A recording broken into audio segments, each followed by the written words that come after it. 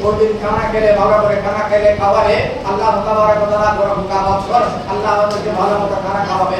আরেক কথা হলো আমার নবী একবার এটা বলছি একবার হযরত হাসান আর হুসাইন রাদিয়াল্লাহু তাআলা আমাকে বলে নিলেন আর আদরের শেষ পর্যায়ে গিয়ে উনি বললেন যে আল্লাহুম্মা ইন্নী উহিব্বুহুমা, আল্লাহ আমি হাসান আর হুসাইনকে ভালোবাসি, বা আহিব্বুহুমা, আল্লাহ তুমিও হাসান হুসাইনকে ভালোবাসো, ওয়া আহিব্বু মান ইউহিব্বুহুমা, আল্লাহ হাসান হুসাইনকে কিয়ামত পর্যন্ত যারা ভালোবাসে শুহাদায়ে কারবালার স্মরণ করে তাদেরকে ভালোবাসো। সুবহানাল্লাহ। আমার নবী যদি দোয়া করেন আল্লাহ দোয়া কবুল করবেন কিনা? অবশ্যই কবুল করবেন কিনা? যদি আমরা সত্যিকার ভাবে শুহাদায়ে কারবালার স্মরণে আমরা মুহাম্মদে যদি আমরা আজকে অনুষ্ঠান করে থাকি আল্লাহ তাবারক ওয়া তাআলা আমাদেরকে আল্লাহ মুহাম্মদ করবেন। আর হযরত হুসাইন রাদিয়াল্লাহু তাআলা আমরা আদর্শ একদম করলেন।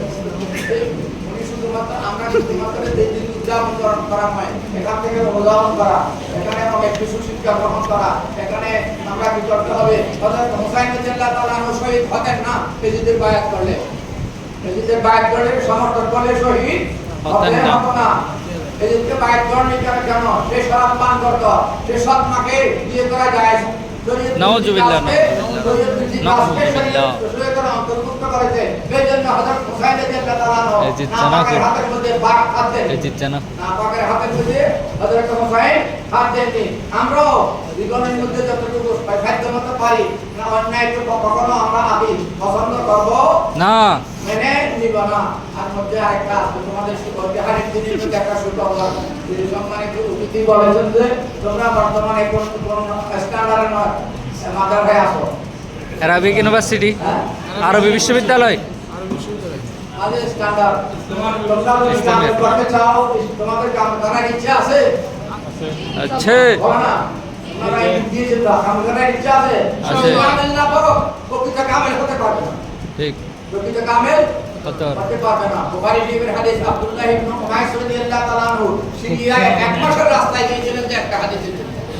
হযরত কাসির বিন কায়েস রাদিয়াল্লাহু তাআলা আনহু দামেস্কের মধ্যে হযরত আবু দারদা রাদিয়াল্লাহু তাআলা আনহু নিকট গিয়েছিলেন যে একটা হাদিস ছিল, শুধু কয়টা হাদিস ছিল? এক মাসের রাস্তায় গিয়েছিলেন। আজকে তোমাদের ঘরের মধ্যে চলে আসছে বুখারীতে। সুবহানাল্লাহ, সুবহানাল্লাহ, সুবহানাল্লাহ, আলহামদুলিল্লাহ।